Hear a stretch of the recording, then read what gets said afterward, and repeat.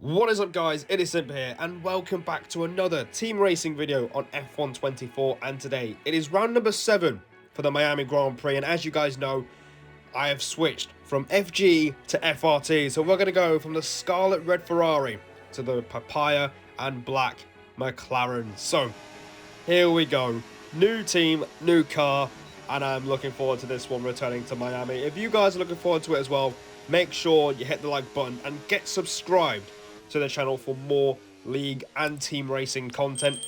We are really making progress on the channel, and I'm really glad to see you guys really supporting the channel. It really does mean a lot to me, as we are growing quite a decent platform on here, and I want to keep pushing as far as we can. So let's get into this video.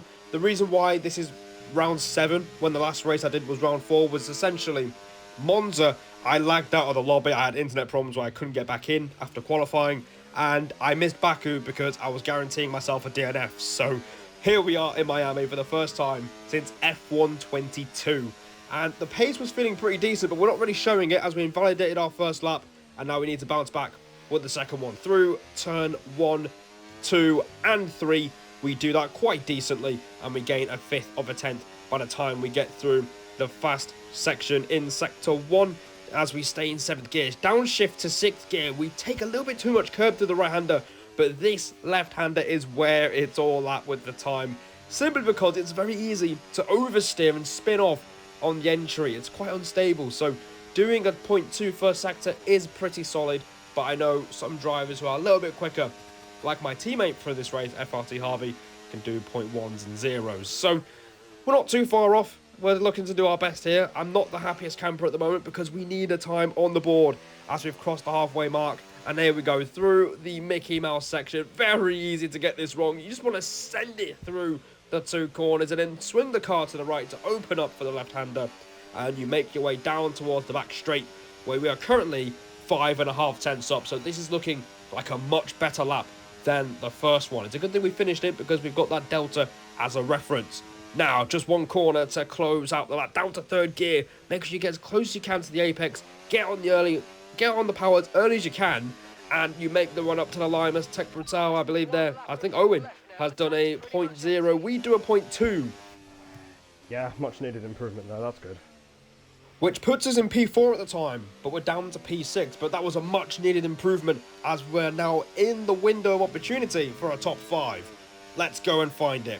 Down the main straight, DRS open, into medium for the first 3 corners, as it's quite unstable in hot laps. So down to 3rd gear, try and mount the curb through turns 2 and 3, and we've gained a little bit of time. Once again, a fifth of a tenth as we make our way through the fast section now. Staying in 7th gear through the left, then flick it through the right, a little bit clean on the curb. But this is where we lose a bit of time. You can see we just understeer a little bit, and that costs us time on the entry, and we've basically lost a good 3/4 of a tenth as we are half a tenth down.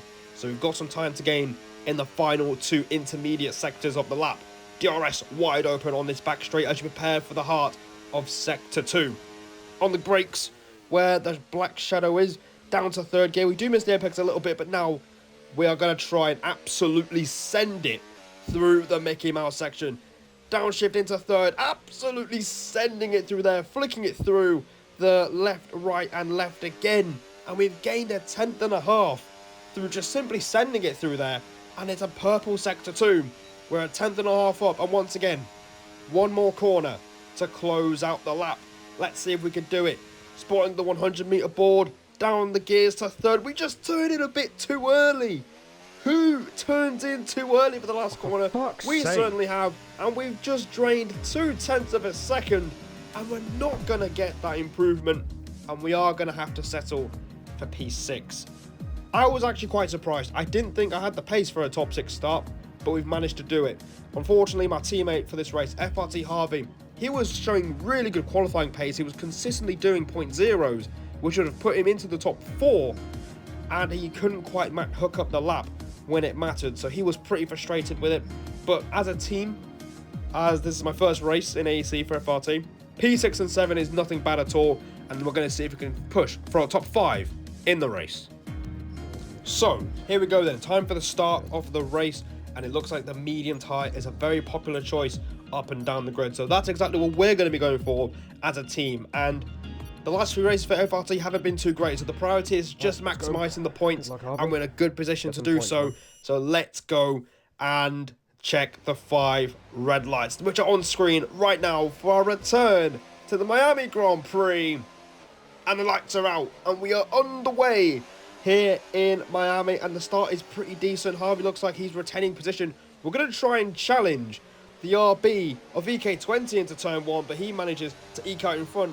I believe Shizu Ogwin's just cut the third corner there as he looked to try and take the lead, and it's nearly 3 wide just in front of us as we go through this fast section for the first time in this race. And it looks like everyone seems to have settled into their positions. I believe it was Tech Brutal who took pole position as well. So our fellow WR Tier 2 driver is at the head of the field. But crucially, both BRT drivers have chosen the hard tyres. So they're going to try and go really long into this race to take the mediums and have that tyre advantage towards the end of the race. You can see it's side by side between the Red Bull of Owen and the Mercedes of Justin, and Owen just about stays ahead, and Justin stays ahead of Venom as well. And you can hear me just saying in the background, both Mercs are on the hard tyres. So Venom, VK20 are all eager to try and get ahead of the Mercedes on the hards, because the hards are really poor at the start of a race on this game, and it's no different around here. But nothing really happens for the first few laps. Lap 4, you can see we're settling in P6, and I must admit, the race pace didn't feel as strong as it normally does on this game, and I was expecting Harvey to be the lead driver here for this race, but he is sat behind us, which is something I'm not too bothered about, as we are looking to maximise the result as a team. But speaking of the result, going into turn 1... Oh, for fuck's sake. Oh, I've got damage. Mind that front wing, it's going to need replacing if it takes too much damage. Now that is not ideal. Far from it. We've got damage on lap 5 of this race, and VK20 just half spun through the first corner, and we could not do anything about it. And now that has really turned our race on its head, and it's essentially ruined it. But now we're going to let our teammate through. Yeah, of course, go for it. And obviously, looking back on this now, knowing that Harvey was the quicker driver out of the two of us, I wish he did that at the start, so we can actually have a proper go at the top 5. But you can see we do get boxed in a little bit by our new teammate, and JT. I was asked by Bell Rofux, my engineer, to try and fend him off, but we simply just couldn't do it, as the damage is not too bad. Obviously, we did the whole race in Bahrain in WR with damage, but this one, it's feeling quite painful.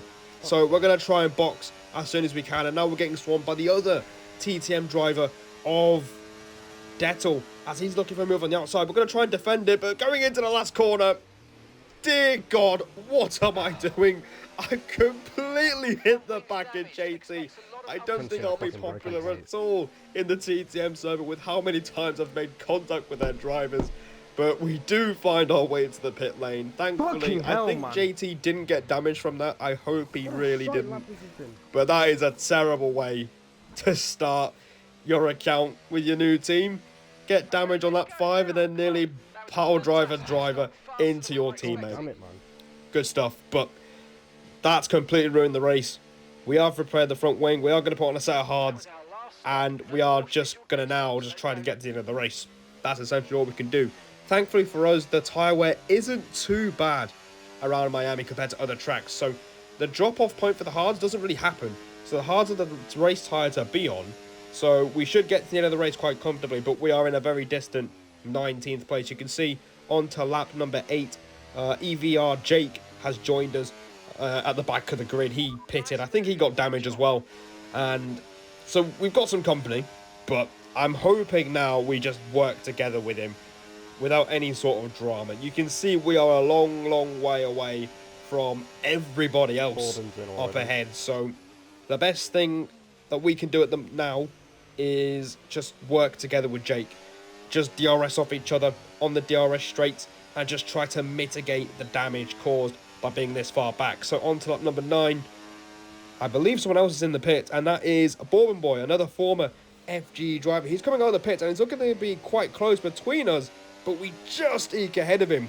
So now it's 3 of us at the back of the grid. I'm not too sure why he pitted earlier. I believe he might have had damage as well. But all we can do now is just try and work together. We are all at the back of the grid, and all we can do is just hopefully not fight each other. But we passed Jake on the DRS straight. You can see my teammate Harvey has pitted on lap 9. We weren't anticipating early pit stops. So I was thinking that Harvey was going for a huge undercut, but you'll see later on in this race it will turn out to be quite an error, because it turns out people were going a little bit longer than we expected. So Harvey's been put on older tyres compared to everyone around him, and that's not exactly going to help him in terms of having much more pace towards the end of his stint as well. You can see in the background nothing much is happening. We're just swapping places with Jake, and that's about it. That's as good as it's going to get at the moment. It seems that we're in no man's land with an EVR driver and an XPG driver. So no disrespect to both drivers, by the way. As we pass Jake again, this time into the heart of Sector 2, and we move back up into 17th place. And my engineer was telling me, Barofix was just telling me that this is as good as it's going to get for us. We just are going to be sat with these guys, just try and work together a little bit and try and mitigate the damage, and that's what we can do. You can see Harvey's 3.5 seconds up the road, I think, if I could read that properly. I think he is 3 seconds ahead, He can fuck off and now. thankfully he doesn't have to deal with any of this squandering. So Jake goes back through. Bourbon Boy's looking to find his way through as well. We're going to set up the exit for the last corner, and you can see we're battling now, and this is exactly what I'm looking to avoid, because we're not really fighting for anything at this stage. DRS open, we pass Bourbon, and we're going to try and pass Jake into turn 1. Alright, Jake, just don't leave your space then, pal. Nice one. Get on with it, man. Come on, we're already last as it is. And that's the main problem we're going to have throughout this race. Jake and Bourbon don't really want to work together, despite the fact we're fighting for absolutely nothing. It makes no sense, and we cut all the way to lap 20 because Jake, just we're still with these guys. As there's nothing much we can do at the moment. You saw in the background there, VK20 has 10 seconds of penalties, and I think he also gets a 3-second penalty for track limits. So the 10-second penalty was for speeding in the pit lane, and 3 seconds is obviously for track limits. So on to lap 21, we've moved up quite a few places. We're in the points paying positions, as in AEC the top 14 score points, so we can still get something out of it. As there's a yellow flag behind us, Bourbon Boy trying to live on the fact that we don't really get a great run out of turn 3, but mainly we are looking at potentially getting into the top 10, but we've got some cars to pass, and that is my former team FGE, because they've been trying to stay out on one set of hard tyres, banking on a safety car. And you can see Race Roller, who you might have seen in my old SLR videos, is just in front of us, and Jake is wasting absolutely no time at all in trying to overtake the Ferrari, and he manages to do so very easily on the brakes going into the hairpin, and he is up into P11, so he's 1 place off the top 10. And now the problem is we've caught up to our former teammate in a very precarious part of the racetrack, because we cannot make an overtake at all. So we're going to have to wait for the back straight. So we've got a decent exit. We are still fighting for the top 10, because obviously the aforementioned VK20 has 13 seconds of penalties, and F1 Justin has 6 seconds of penalties with track limits. And you can see we're finding it a bit difficult to pass Roller, because he was actually using quite a bit of battery on the back straight, and that means we have absolutely nothing left in response. So we do move up into P12, but you can see him and Bourbon Boy are going to come right back at us. As into turn 1 we go. We have to try and leave space, trying to be as clean as we can, and we managed to fend him off, but it was really confusing at the time, because it wasn't fully clear if the FG drivers pitted or not. But I can tell you they have not pitted, as SLR Medal is now next on the hit list, and we should catch him quite quickly. But this is really frustrating, because we're not really getting anywhere. But I'm thinking in the back of my mind, P10 is still possible, despite this race being an absolute nightmare, as we try and pass Jake on lap 25. Yeah, I can see that, it's borderline. You can hear me say that it's borderline between myself and F1 Justin, the fellow EVR driver in the Haas, because we are currently just under 6 seconds away from him, as P9 is now becoming a possibility, maybe even P8 as well. We've stayed pretty disciplined with track limits, as I was struggling with that the day before whilst practicing with Harvey. And speaking of Harvey, he ended up getting damage earlier in the race, and he's kind of lost touch with the front runners. I don't And know why especially with these being guys on are old fighting tyres, so much. the strategy has Work not worked together. out, and We I were really last do from the wish start. that We could go we higher just if told we him to got go a fighting little like bit longer, retards. just to keep him in the fray with the top 5. And Harvey wasn't too happy about it, his race anyway, so it's a bit of a shame for him, but he's looking to score some decent points. We're still pushing on to try and maximise something out of this disastrous race.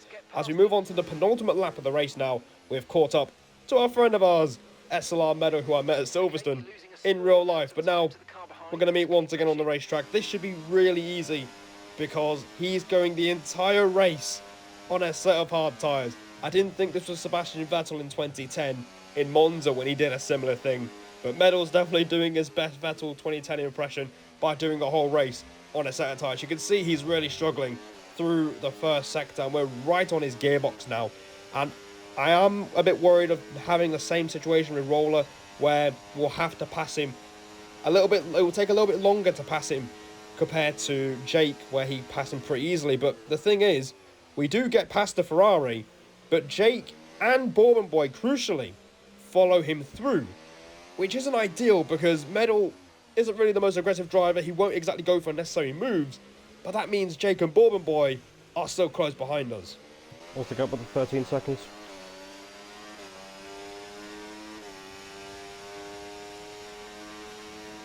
Am I in, or is it borderline? Okay. And you can hear me asking Belrovax about the gap between myself and VK20.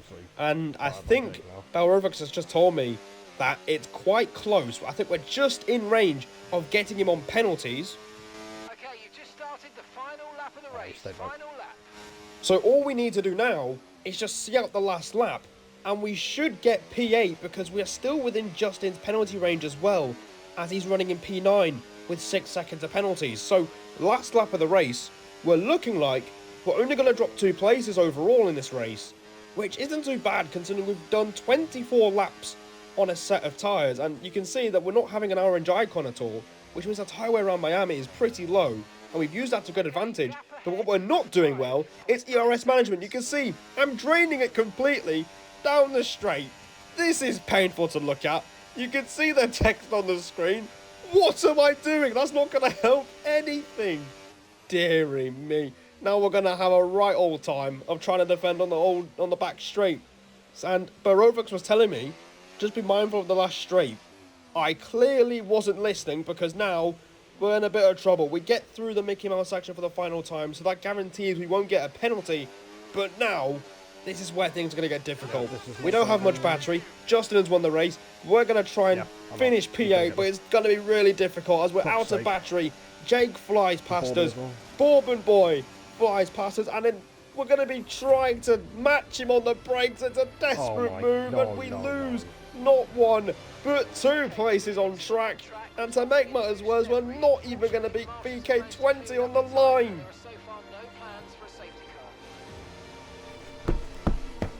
What the fuck am I doing? I don't believe it. I don't believe it. What on earth was that last lap? It completely fell apart. As soon as it looked like we were going to get into the top 8, we completely collapsed on the last lap, and that is P11. It was P14 at the time, but we did get promoted thanks to, I think, 2 or 3 drivers getting penalties for the pit lane not being approached properly. So we do get P11, but that is very little consolation. So what has been another poor race for the team. Harvey did get promoted to 6th, but he was 8th. And that just shows that his strategy didn't go to plan today. And us having to recover from the damage was basically undone by a really poor management on the last lap. Completely self-inflicted. I'll put my hands up, and that was really poor. But so far with FRT, it's been really frustrating. We had a DNF in CSS when we could have won the race. And we could have easily got our top 6 today. And it's only P11, so we're going to try and bounce back again, which is the Chinese Grand Prix. We're going to try and get our season back on track, and that is the end of today's video. So be sure to hit the like button and subscribe for more team racing content. And as always, I'll see all of you in the next one.